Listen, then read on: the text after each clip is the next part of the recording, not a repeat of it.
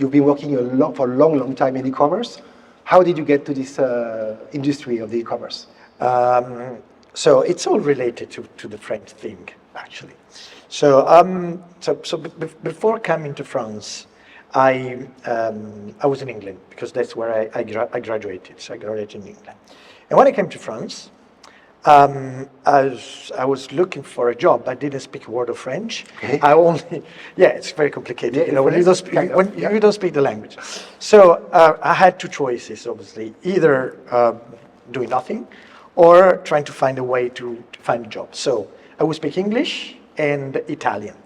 And so at the time, I was looking for looking for some like sales guy or something like that. And I ended up in a very little startup at the time. It was 2021, 2022. And they were looking for someone at the time, like an e-commerce manager, but they didn't even know what e-commerce was. Okay. And so the choice was between someone speaking Italian or speaking Spanish, not knowing e-commerce, just language, purely related to the language. So that's how I ended up in the e-commerce business, because that startup at the time turned out to be one of the largest e-commerce businesses in Europe in the early 2000s. Yeah, Pixmania. Pixmania, Okay. exactly. So you enter in this company in 2001, 2002, Yeah. like more than 20 years ago? Yeah, oh God, yes. So you've been working in e-commerce for more than 20 years? Yeah, actually. 1 year more than me. Huh? Actually, yes. That's kind of a lot. So Pixmania at this moment was like, so I don't know if everybody knows who was Pixmania, because they relaunched the brand, I think 2 years ago, with a different focus. But Pixmania at this stage was the leader of pure play e-commerce in Europe of cross-border, pan-European electronic goods e-commerce. Yeah, right? I always make it very simple. I don't know how many in the room might know Pixmania. I always, like asking people, raise your hands if you knew Pixmania. But I think the younger generation, they don't really know it. Oh, I see hands. Yeah. Pixmania. Yeah, but those are French. Pixmania. Right. It's okay. So it's just to make it very simple. In early 2000, Amazon wasn't really in Europe, and so the two founders, Pixmania founders, they launched this pan-European e-commerce website. At the time, we were selling only digital cameras. Yeah. And digital cameras, it's funny because digital cameras at the time was 1 or 2 pixels. So today, I think you find 1 to 2. You don't even find 1 to 2 pixels in Easter eggs cameras. I think you don't even find it anymore. And we used to sell this kind of electronic grand public, and so they were looking for this kind of person developing the Italian and the Spanish market, Italian and Spanish market. And but nobody knew e-commerce at the time. Of course, nobody was new in Europe. Really. So. And what was the size of Pixmania this time when you enter in the? When I entered, the company was existing since 2000. There were 90 people. Yeah. So out of 90 people, consider that we had 60 people at customer service, because customer service was in house, so replying over the phone. So it was very tight. And the turnover of the company at this time? At the time was I think after 2 years was 4 million euros, only including France, because it was French. So 4 million. Only 4 million. Only 4 million. Okay. In 2002, 2001. 2001. Okay. Yeah. And so you stay in this company, you arrive at the country manager for Italy? Yeah. So I joined the company in 2002, and I left in 2007, and the company in 2007 would make a 1 billion euros revenue across. For those who don't know who Pixmania is, 1 billion euros turnover for pure play e-commerce in 2000. Yeah, was exceptional. The interesting thing in Pixmania is it was a pure e-commerce, but because we're talking about early 2000, interrupt me if I because Ronan, I speak a lot, so please interrupt me. We still have time, right? A timekeeper. So at the time we were doing pure e-commerce, But we're talking about early 2000, so, click and mortar was still very strong. Retail was very strong. So we decided to open stores, physical stores. And we opened stores. Actually, the first store we opened across Europe was in Barcelona. Yeah. Was in Barcelona. I remember. Then we opened Madrid and La Gran Via. Then we opened in Portugal 3 stores. Then we opened in Italy. Then we opened in France. And so we needed this click and mortar. Yeah, I do remember because, I worked also in the same industry. By the way, we know each other from, I don't know, maybe 15 years, something like probably, that. Yeah. When I was in Red Coon, a German company. I remember that people who were opening store at this stage was because the brands, the manufacturers, didn't want to sell their product to online retailers. Yes. Because they were destroying the price. So the trick was to open a physical store, to buy from the store, but to sell online. Anyway, that was a long time ago, of course. It was funny, and I don't know if you remember, or if anybody remember that at those times, a French warranty wouldn't apply in Italy, wouldn't apply in Spain, because there was this sort of market protection. Yeah, it was complicated. Yeah, but still, 1 billion turnover. Still, that's good. That's good. Good fun. That's a great project. That's good fun. Yeah. After that, when did you leave the company? So I leave the company. So as the majority of startups at the time, they didn't have very much money to pay employees.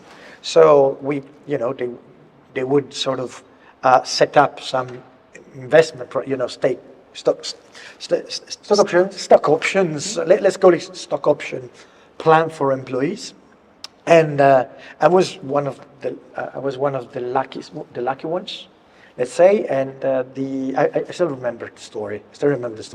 So the day then, Jean-Emile was the CEO, one of the 2 founders, came to me and said, "Okay, listen, we like what you do.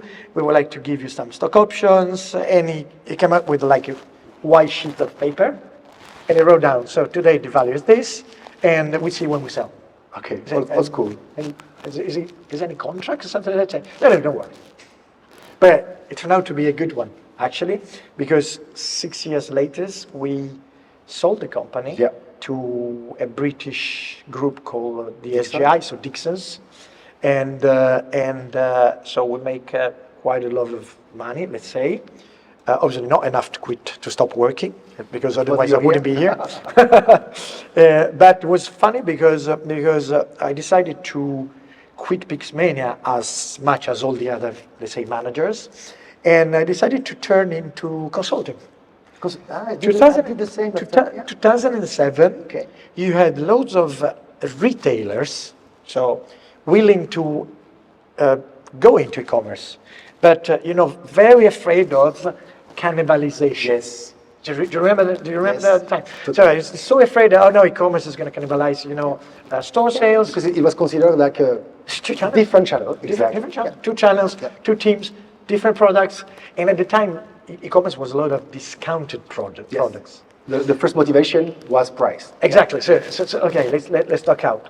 And so I started doing consulting. We set up a company with a friend.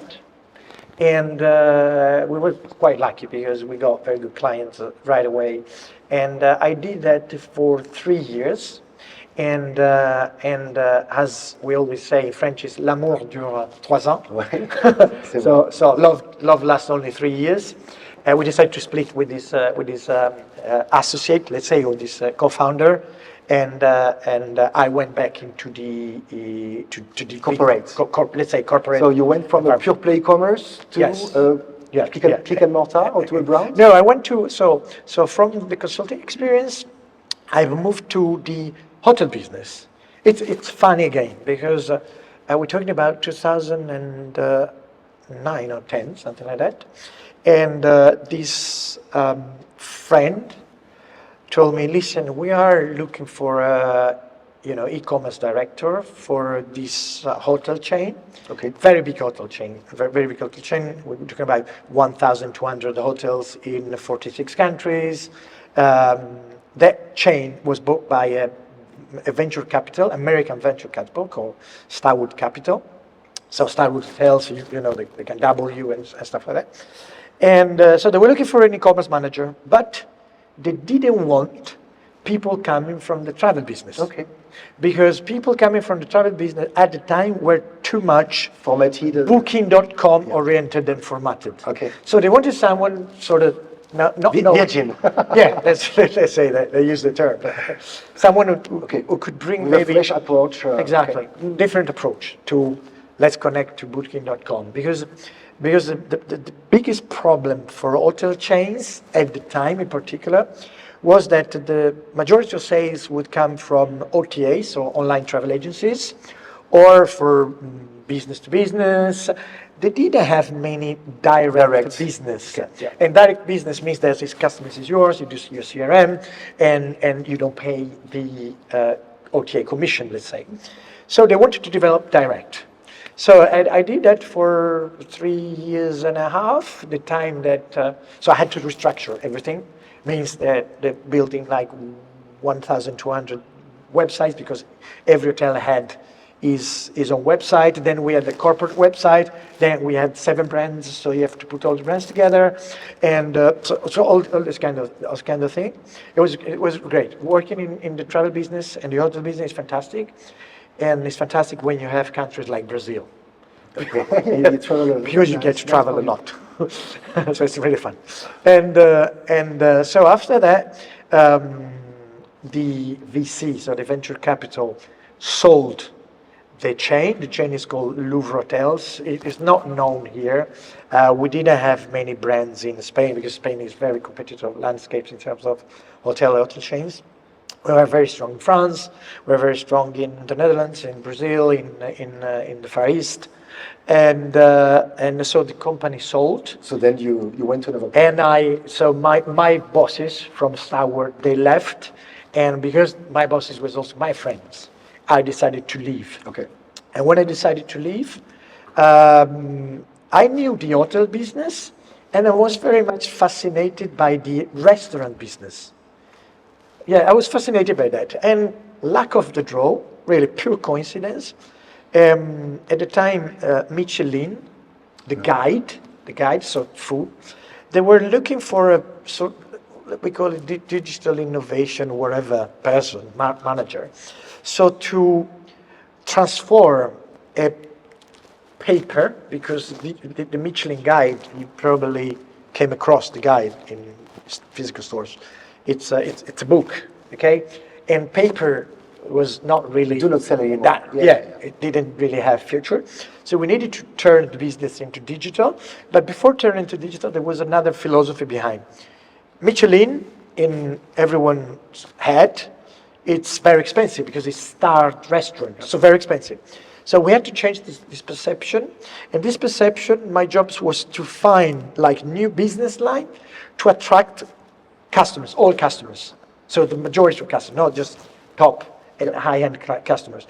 So we just invented a load of new businesses related to e-commerce, like private sales, restaurant private sales, or campings, because Michelin Guide is not only restaurants, it's also hotels, and also campings.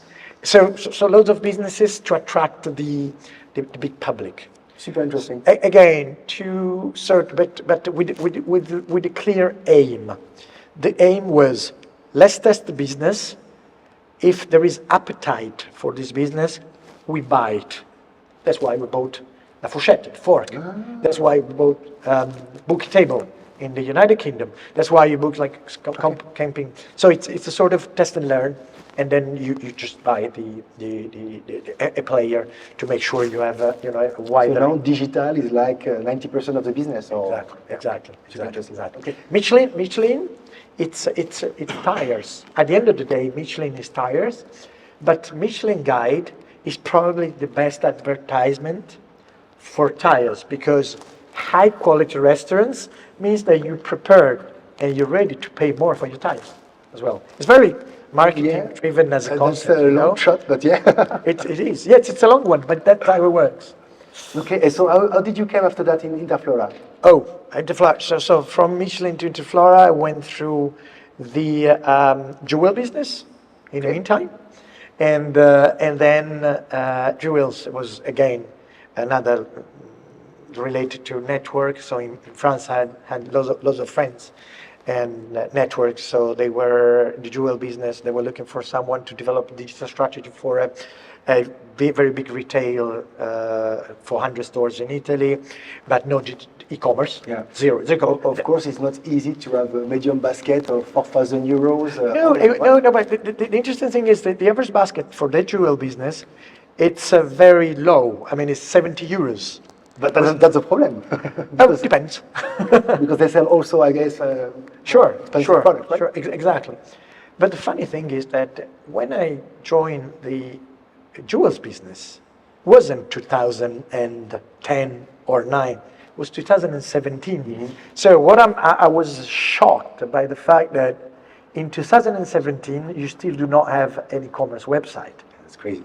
It was Italian company? Italian company, bought by the French one. So the job was to. So more than 3 years in this company. There was project to turn digital transformation. We always use the words digital transformation, omni-channel. We love these kind of things. And then it turned out in Interflora, funny story again. A very good friend of mine was Interflora France marketing director. Interflora France at the time wanted to buy Interflora Italy, and when they bought Interflora Italy, they were looking for a CEO. And this friend of mine introduced me to we had the two VCs backing up, and then the Interflora France CEO. I just really, after 1 hour, we just were in love with each other, and that's where I started Interflora. But this is very interesting because you see that you are all your life coming from a digital/e-commerce experience, and big companies like Interflora think that you are suitable for the job of CEO. And that means that digital now is like taking a very, very, very, very important place in the retail industry. And I don't say that you're not qualified for that, of course, but you didn't have any experience of CEO before, right? If I'm not wrong. No, not at all. So that's great. That means what? That's the business of Interflora is like 90% online, or it's 90% e-commerce. Okay, so e-commerce is so important that the CEO should be someone with coming from this background. You know what you're saying, Ronan. It's very interesting. And when I speak to my peers, because I consider my peers not CEOs, but digital directors are my peers. And when I speak to digital directors, and mainly in Italy, and we speak a lot, and they say, yeah, but headhunters in general, they don't want me as a CEO for a company because I'm just, too vertical into e-commerce. I always say no, because the future is e-commerce and digital. Any kind of business today, 10 years ago was doing just retail, and now they're doing probably 70% of sales or 90% of sales in e-commerce. So you need e-commerce people. And companies are turning into digital companies. So you need experts to do this. Yeah. So I think for digital managers, the future is bright as probably CEO of next generation. Good for you guys. Company. How many extra CEO in the place? And I don't, again, the only problem with being CEO compared to digital director is when you're digital director, it's fun because you take care of really operational business. When you're CEO, 80% of your business is HR. Yeah. And it's finance, it's HR, it's not longer not operational. So it's like you've been playing football for your entire career, scoring goals, and from day to another you're on bench, and you still want to play, and you can. Yeah, you're not hands-on anymore at all in the e-commerce. Like I try to, but obviously they kick me out. Yeah. Okay. Yeah. Okay. So what can you tell us about Interflora? You arrived just after the COVID. How was the impact of COVID? I joined Interflora Italy in February 2021. Okay. So we were really in the crossroad between the first wave and the second wave of the pandemic. Okay, when I joined, the situation was pandemic was very beneficial. Let's say I use the word beneficial for a company like Interflora because people were stuck at home. They couldn't speak to girlfriends, friends, mothers, fathers, parents. So they would send flowers. So for us, it was a huge peak. Yeah. How about like what, plus 30%, plus 40% peak? So if you compare it to 2019, because you compare it to 2019, we do like 3 times. So but it's a sort of abnormal wave, okay? And then now obviously it's going down. And how much did you decrease? What level did you, let's say, square? So until 2022, we used to comparing numbers with 2019. From 2023, we compare numbers with 2019 and 2022. So compared to 2019, Italy is plus 50%, and Spain is plus 35%. Okay. And compared to 2022, we flat or minus. Well, which is not or so minus. bad, actually. It's not bad, to be honest with you, but it's the market is quite tense at the moment. And so we have to find new ideas, and we have very good competitors. In Spain, we have very good competitors. Yes, we know that you have newcomers, pure play e-commerce like Colvin, for instance. Yeah. I don't know if they are here in the room, Colvin. Yeah, no, they're not. They're hiding. They're hiding in the dark. So yeah, they succeed in getting a quite important part of market share very quickly. Yeah. And how come? I mean, how do you explain that?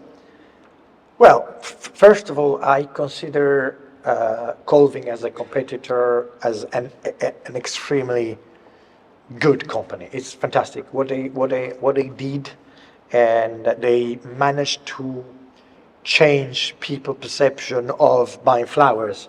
Interflora is I deliver flower, a florist delivering flowers to home. They managed to do boxed flowers, so you receive flowers within boxes. It's like e-commerce, and that's something that people wouldn't even think about it 5-6 years ago. Okay, so I think they managed to do something exceptional, really exceptional.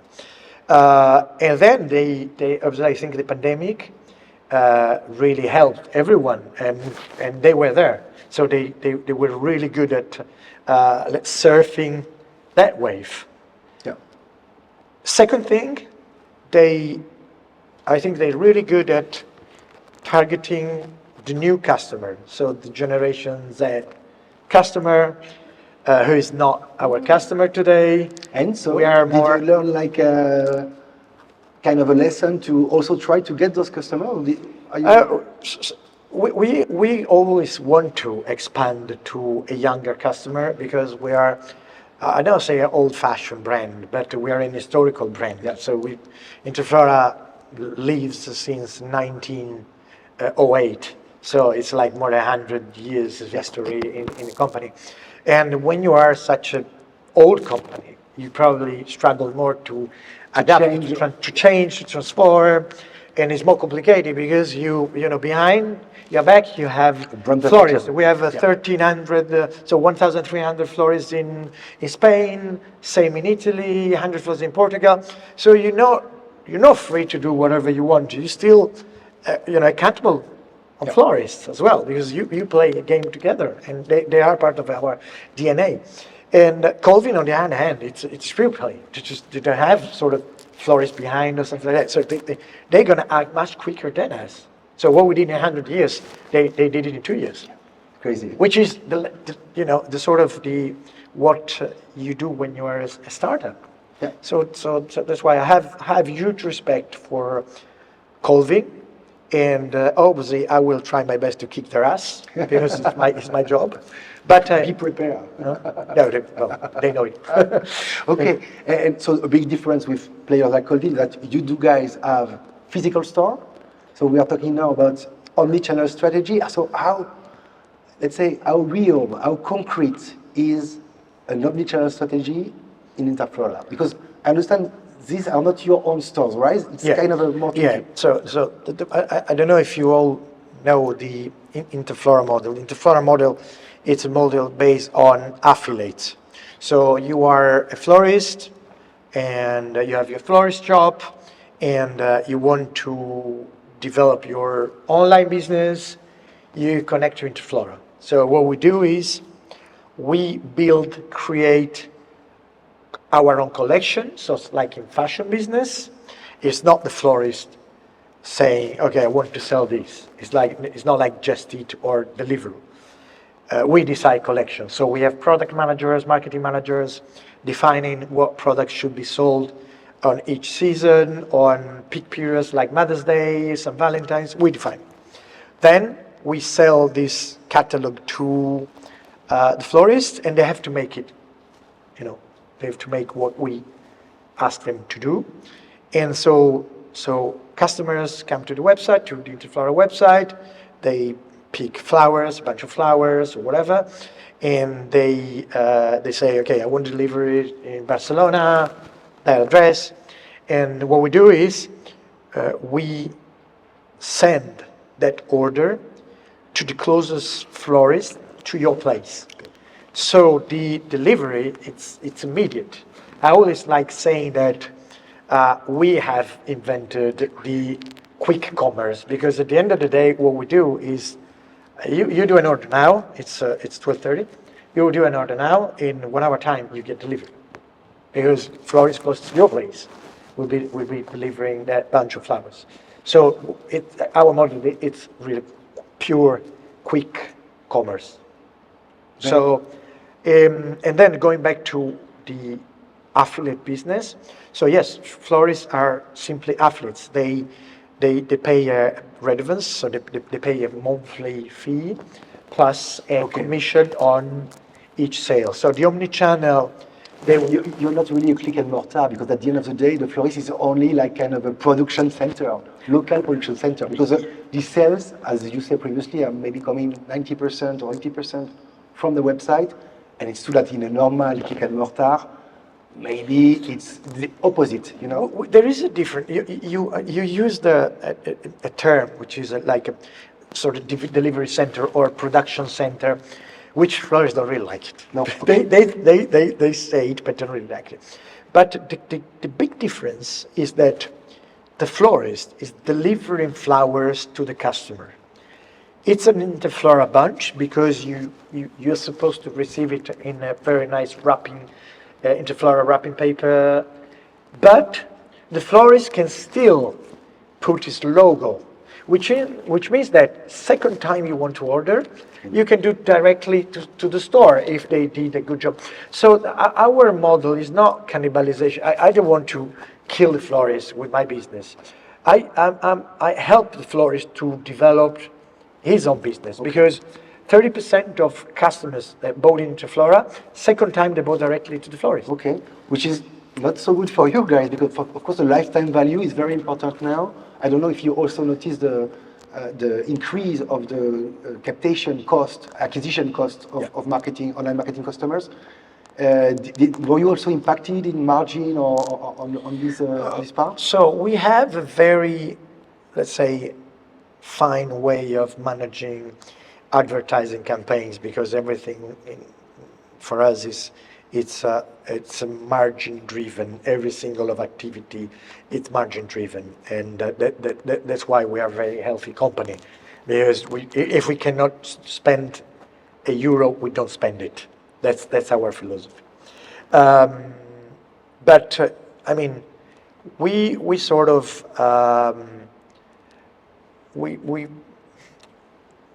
we still want to help florists to develop their business. It's a win-win.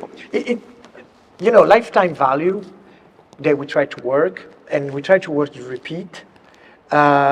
It's obviously one of the key objectives, and but still we have florists as partners. Yeah, so you have to share. We're happy to share. Yeah. We have to share. Okay. We still have, we only have 5 minutes left, so I will go for my last question, maybe about generalist. So what do you think are the next challenges for e-commerce business, click and mortar retailers business, to catch up with growth this year for e-commerce?